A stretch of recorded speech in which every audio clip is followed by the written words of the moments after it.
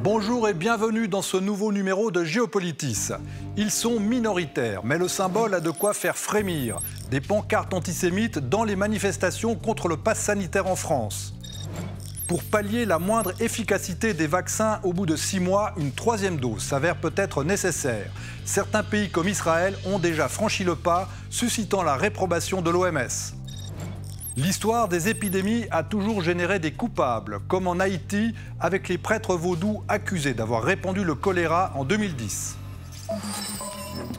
C'est en France que le mouvement a pris le plus d'ampleur. Entre 150 et 200 000 personnes manifestent tous les samedis depuis le 17 juillet contre le pass sanitaire obligatoire dans les restaurants et les lieux publics. Parmi eux, des soignants opposés à la vaccination qui leur sera imposée dès le 15 septembre. Des cortèges disparates qui vont de l'extrême droite à l'extrême gauche, entre anti-vax pur et dur, conspirationnistes ou encore vaccinés criant à la dictature. Et une constante, le refus de faire vacciner leurs enfants, alors que selon l'Institut Pasteur, la moitié des contaminations touchera les moins de 17 ans à cause du variant Delta. Tous protestent contre une atteinte aux libertés fondamentales et l'instauration d'une société à 2 vitesses.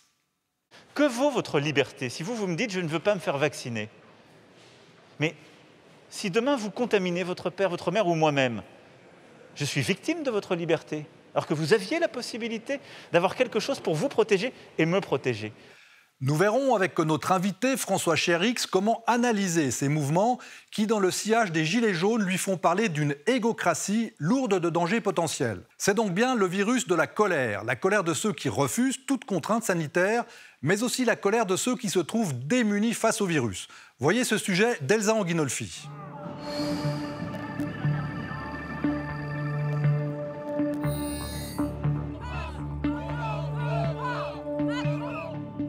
Comme lors de la crise des Gilets jaunes, la France a renoué cet été avec les week-ends de manifestations. Chaque samedi, des dizaines de milliers de personnes de tous profils politiques et sociaux, unis par leur mécontentement. C'est un régime totalitaire. Pourquoi ? Le contrôle total du citoyen par l'État avec ce pass sanitaire qui est quand même la négation de ce qu'on est en France en tant que Français, gilets jaunes, citoyens de tous bords. Je ne suis pas anti-vaccin, mais je suis anti-pass sanitaire, c'est une discrimination et c'est inadmissible.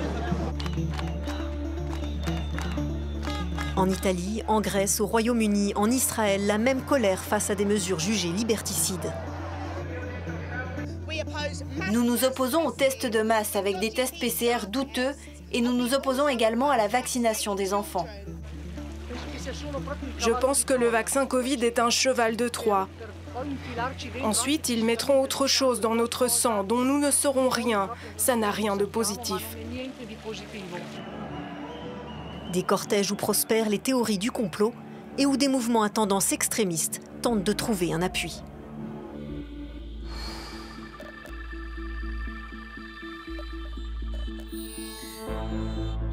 À l'autre bout du monde, c'est le manque de vaccins et de moyens qui attise la colère. En Thaïlande, seul 11% de la population est complètement vaccinée, alors que le pays traverse sa pire vague de Covid-19 depuis le début de la pandémie. Au Brésil aussi, des dizaines de milliers d'opposants sont descendus dans la rue pour réclamer la destitution de Jair Bolsonaro, qui n'a cessé de minimiser la crise sanitaire, alors que le pays est le 2e le plus endeuillé du monde. Je suis ici contre ce gouvernement que je considère comme génocidaire, responsable de ne pas avoir acheté de vaccin.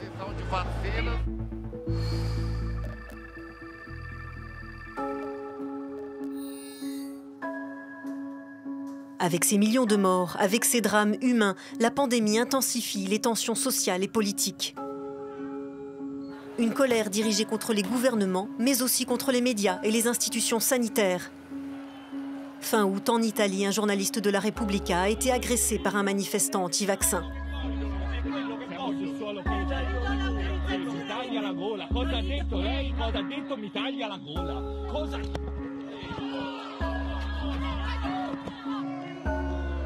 En France, des manifestants anti-pass sanitaires ont violemment pris à partie un pharmacien qui effectuait des tests de dépistage.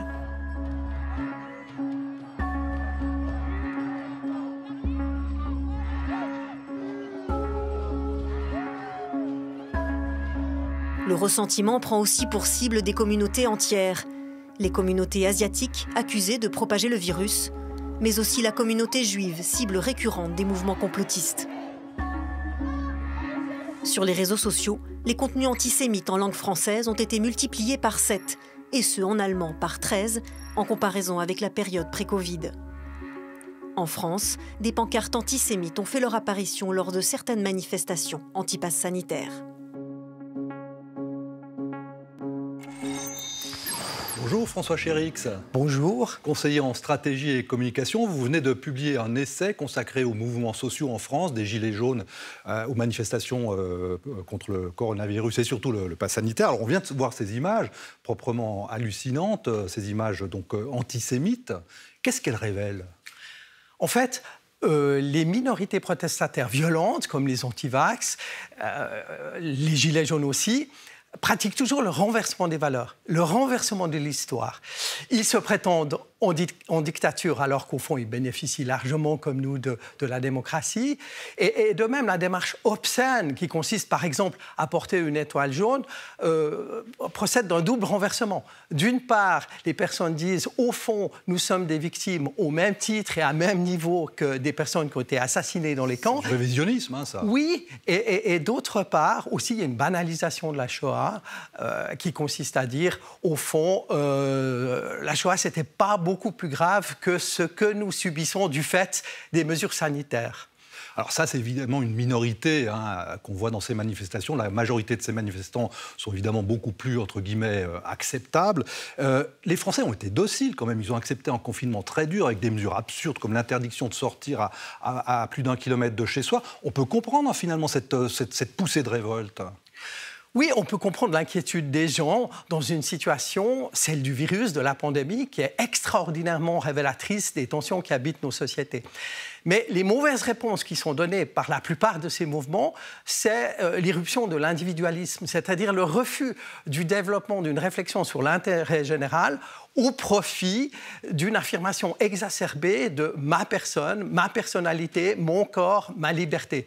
C'est ce que j'appelle la montée de l'égocratie. L'égocratie, donc, oui, le moi-je, c'est ça. Oui, c'est le moi-je, c'est au fond, et c'est à mon avis, un problème central pour nos démocraties, le passage progressif de l'élaboration d'un nous par la recherche de compromis, de consensus, de projets collectifs, à une espèce d'addition de jeux antagonistes qui ne se retrouvent que dans la volonté de protester et de renverser le système. Mais quand même, la plupart, on les entend, ils protestent au nom de la liberté. La liberté, ça reste une valeur fondamentale.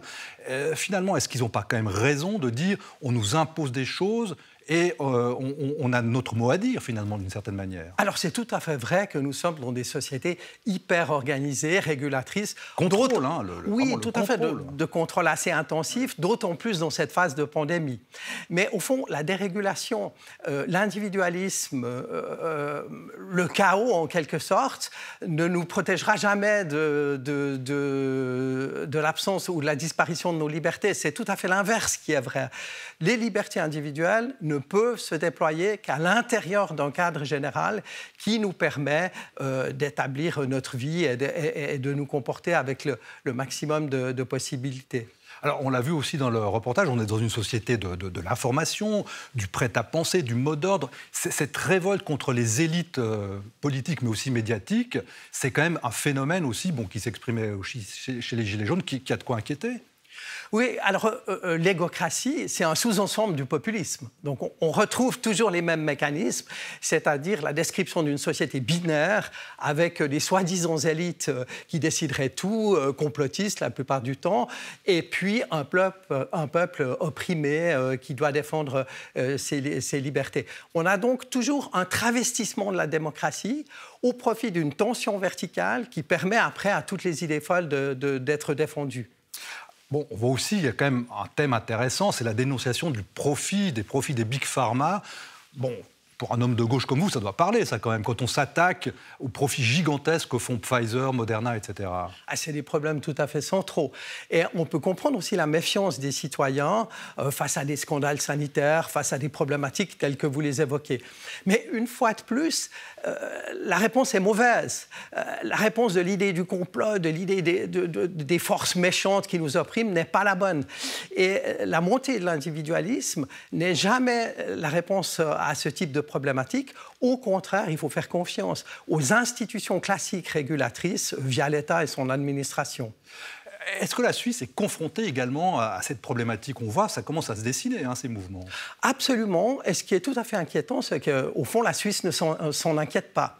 La Suisse, elle a une double difficulté. Tout d'abord, elle est déjà structurellement, naturellement, très divisée, morcelée, on le sait, culture, langue, démocratie directe, etc., etc. Et donc, si elle est plongée de surcroît dans ces sociétés atomisées et égocratiques, elle va avoir énormément de difficultés à construire du consensus, de l'intérêt général. Et c'est le défi auquel se trouve confrontée la Suisse.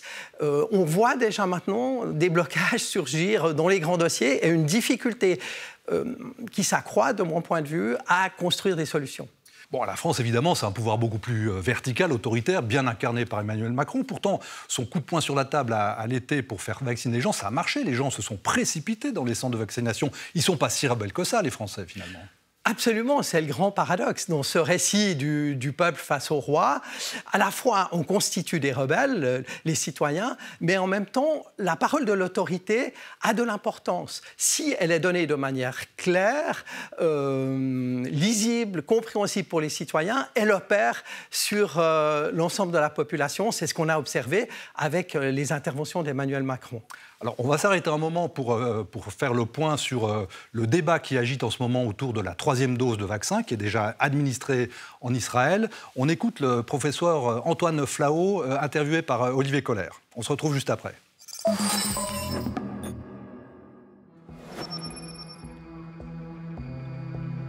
Confronté à l'épreuve d'une 4e vague, Israël s'est lancé dans une course effrénée pour injecter une 3e dose, pour faire face aux nouveaux variants plus résistants au vaccin et à une explosion du nombre de contaminations, une stratégie qui interpelle et divise la communauté scientifique.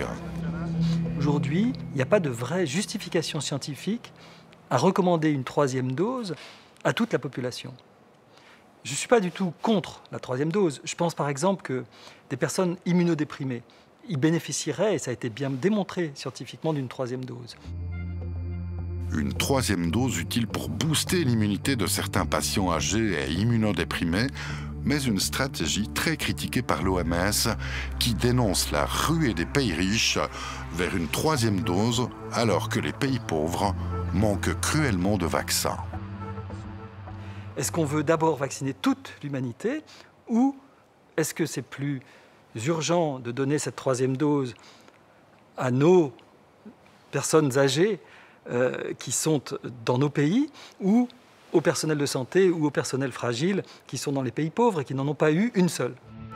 Une stratégie vaccinale globale pour prévenir de nouvelles vagues de la pandémie et l'apparition de nouveaux variants. Plus la planète sera immunisée, moins il y aura de développement de ces épidémies très violentes, comme on a pu voir en Inde, au Brésil, en Afrique du Sud, en Russie par exemple, ou même aux États-Unis. Et moins on donnera la possibilité au virus de muter et de faire sélectionner de nouveaux variants. C'est vrai que c'est une crainte que l'on peut avoir, qu'il y ait un jour un nouveau variant qui soit à la fois, je dirais, résistant au vaccin, et aussi très transmissible. Par exemple, le variant Mu, qui est un variant qui n'est pas nouveau, qui a émergé en janvier en Colombie, ce variant est assez inquiétant parce qu'il échappe un peu au vaccin, en tout cas en théorie. Il a les mutations qui font qu'il pourrait échapper au vaccin. Eh bien, ce variant ne semble pas être très transmissible. Donc il nous fait peut-être un peu moins peur qu'un variant comme le variant Delta qui, lui, s'impose dans toutes les compétitions internationales.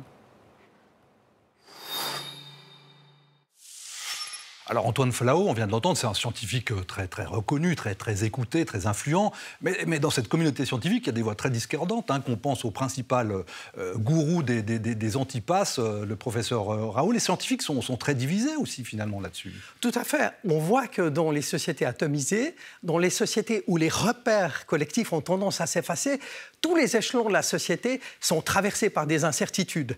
Et en fait, ce n'est pas simplement une affaire de citoyens, c'est une affaire, au fond, de confusionnite aiguë qui touche tous les acteurs et qui montre des réactions extraordinairement divergentes parfois. Mais on les accuse de complotisme, que ce soit les manifestants, voire certains scientifiques. Mais certains disent, mais est-ce qu'ils n'auraient pas raison? Parce que c'était les mêmes qui, il y a 20 ans, dénonçaient le scandale de la vache folle, l'affaire du sang contaminé, le Mediator. Il y en a de ces scandales sanitaires où les scientifiques avaient dit non, mais tout va très bien, il n'y a rien à voir. Alors c'est très clair que des scandales, des problématiques, il y en a toujours. On en aura d'autres derrière, mais évidemment, la réponse complotiste est totalement délirante. Mais elle fonctionne de manière extraordinaire parce qu'au fond, elle apporte un confort mental tout à fait appréciable. Je comprends le monde, il devient simple. Deuxièmement, je suis intégré dans le camp du bien, je suis de ceux qui ne sont pas dupes. Et enfin, ce phénomène tout à fait apaisant, l'incertitude disparaît. Et nous le savons bien, ce que les sociétés, ce que l'être humain déteste par-dessus tout, c'est l'incertitude. Alors, cette colère, que ce soit les gilets jaunes, les antipasses sanitaires, etc., est-ce que ce n'est pas aussi plus largement le signe d'un monde qui change, on le voit bien avec le télétravail, l'individualisme évidemment se renforce. Est-ce qu'on n'est pas aussi dans une société qui est en pleine mutation et avec les gens qui sont un petit peu perdus finalement? Complètement. C'est probablement une des clés centrales de tous ces phénomènes. C'est la complexité d'un monde qui devient incertain, insaisissable, interconnecté, mais à la fois incompréhensible pour la plupart des gens. Et donc, dans un système de ce type-là, où une affirmation et une affirmation contraire sont toutes les deux souvent exactes, la tendance est de se replier sur soi, sur moi, sur je, parce que c'est l'immédiateté que je comprends, que je saisis le plus rapidement dans une situation qui, par ailleurs, m'échappe. On parle justement de télétravail. Est-ce qu'il n'y a pas aussi cette crainte d'une concurrence entre télétravailleurs? Maintenant, finalement, un télétravailleur du Nord va se faire concurrencer par un télétravailleur du Sud qui sera bien moins cher, tout aussi efficace. Il y a cette crainte de perdre tout simplement le cours de sa vie, de son job. Oui, c'est une crainte qui est légitime, parce que dans une société en mutation, à tendance d'atomisation comme on l'a décrit, évidemment les défis sont considérables, l'incertitude est là, mais les enjeux aussi pour les individus. D'où ces réponses, ces émergences éruptives de protestation, comme si l'être humain au fond pouvait arrêter, stopper, revenir en arrière et annihiler des évolutions qui sont inéluctables. Finalement, est-ce que ce n'est pas aussi un luxe, on va dire, des pays riches, ce genre de manifestation? On a vu dans le sujet, dans les pays pauvres, on se bat au contraire, on est en colère contre le manque de vaccins. Absolument, c'est tout à fait révélateur. Le virus montre dans les sociétés pauvres, et de manière tout à fait logique, une population qui demande l'accès aux soins, l'accès aux vaccins, l'accès à la santé publique en tant qu'intérêt général. Et puis, dans nos sociétés qui sont en quelque sorte privilégiées, riches, c'est la revendication individualiste qui émerge. Moi, avec mes préoccupations, mes sentiments, mes sensations, mon smartphone, mon univers, je suis plus important que l'intérêt général. Pour terminer, vous êtes inquiète de cette évolution? Je pense que c'est une évolution qu'on doit prendre en compte, qui est complètement sous-estimée et qui est un des défis majeurs de nos démocraties. Merci François Chérix. C'était un plaisir de vous recevoir sur le plateau de Géopolitis et on vous lira. Merci à vous. Sur le front de la pandémie, on vient de dépasser les 4,5 millions de morts au niveau mondial, un chiffre qui pourrait être 3 fois inférieur à la réalité selon l'OMS. Et puis, il y a ce nouveau variant baptisé Mu qui fait l'objet de toutes les attentions de l'OMS. Mais actuellement, c'est le variant Delta qui provoque une nouvelle flambée des cas un peu partout dans le monde. On fait le point avec Mélanie Ohaillon.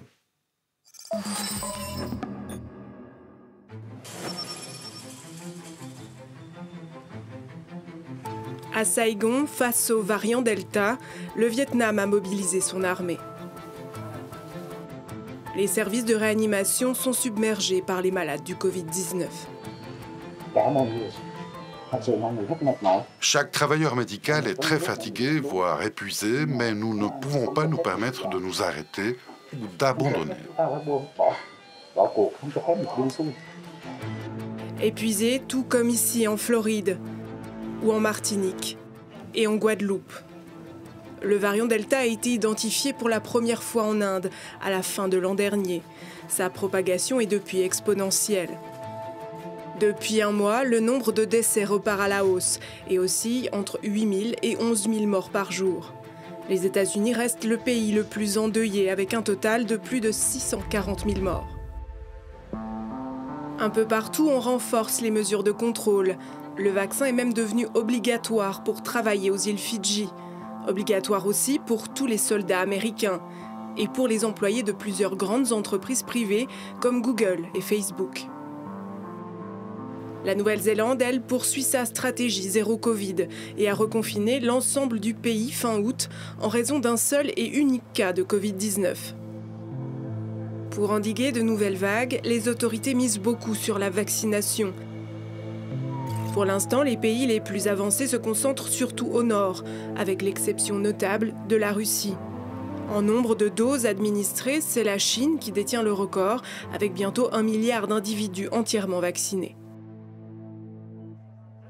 Alors que dans de nombreux pays riches, la vaccination stagne et que les gouvernements ne savent plus comment convaincre les derniers récalcitrants, en Afrique, on attend toujours les doses du programme COVAX.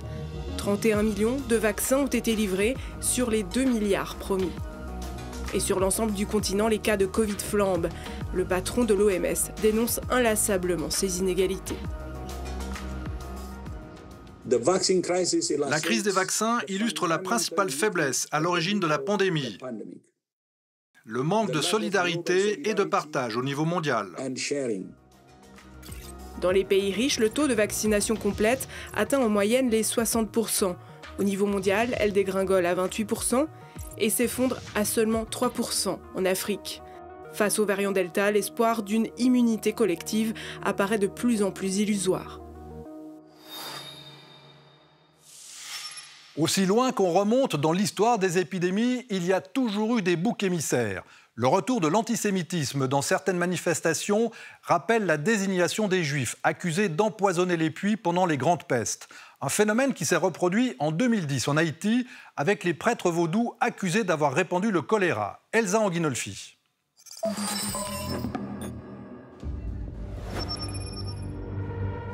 Des patients traités à même le sol.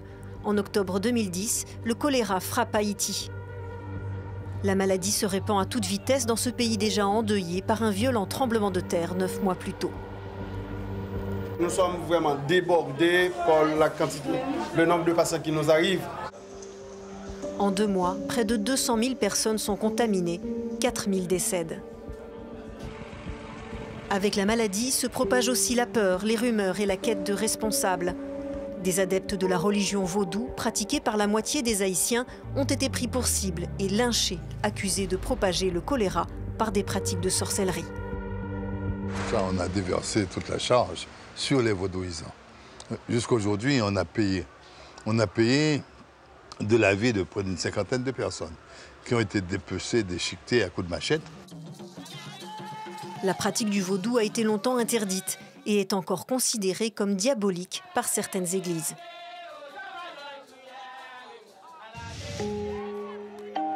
Une autre rumeur attribue l'épidémie au casque bleu de la mission des Nations Unies pour la stabilisation en Haïti, la MINUSTAH. La MINUSTAH doit partir pour nous laisser vivre. Parce que si le tremblement de terre est passé et qu'on est toujours en vie, c'est pas pour que la MINUSTAH tue notre pays avec le choléra. Une rumeur qui se révélera exacte. Plusieurs rapports d'experts confirment que la maladie a été introduite accidentellement en Haïti par un contingent de casques bleus népalais arrivé sur l'île en octobre 2010. Mais ce n'est qu'en 2016 que l'ONU reconnaît son implication. Avant de vous quitter, voici quelques suggestions pour prolonger votre réflexion. Le livre de notre invité, François Chérix, Le crépuscule du récit révolutionnaire, aux éditions Slatkin. En résonance avec ce livre, le sociologue Pierre Rosanvallon vient d'écrire un essai où il analyse les nouveaux mouvements sociaux à la lumière de ce qu'il appelle les épreuves de la vie. La politique, c'est la possibilité de donner un langage à ce que vivent les gens. Et donc, on ne peut pas attendre, personne n'attend des solutions miracles immédiates à tous les problèmes. Mais tout le monde est en droit d'attendre que les problèmes qu'il vit soient mis sur la table, qu'ils soient reconnus, qu'ils soient pris au sérieux, considérés comme essentiels. Pour alimenter le débat autour du pass sanitaire, voici un extrait de l'émission À l'air libre de Mediapart. La gauche doit défendre les libertés, mais de vraies libertés, pas cette liberté libertarienne et égoïste dont je parlais avant, qui est vraiment dominante dans ce mouvement. Et pour vous, de ne pas aller dans une terrasse de café, c'est pas une liberté? C'est une restriction, une liberté, mais en période de pandémie, effectivement, c'est un choix sanitaire qui a été fait de restriction de liberté afin d'obtenir un objectif, effectivement, de progressivement sortir de cette Donc obtenir l'adhésion des gens par la force et en les restreignant plutôt qu'en les convaincant. Et vous pouvez également revoir l'excellente émission de nos collègues d'Infrarouge intitulée « Non vaccinés, nouveau pestiféré ». Au nom de toute l'équipe de Géopolitis, merci de votre fidélité et je vous donne rendez-vous dans 15 jours pour une nouvelle émission.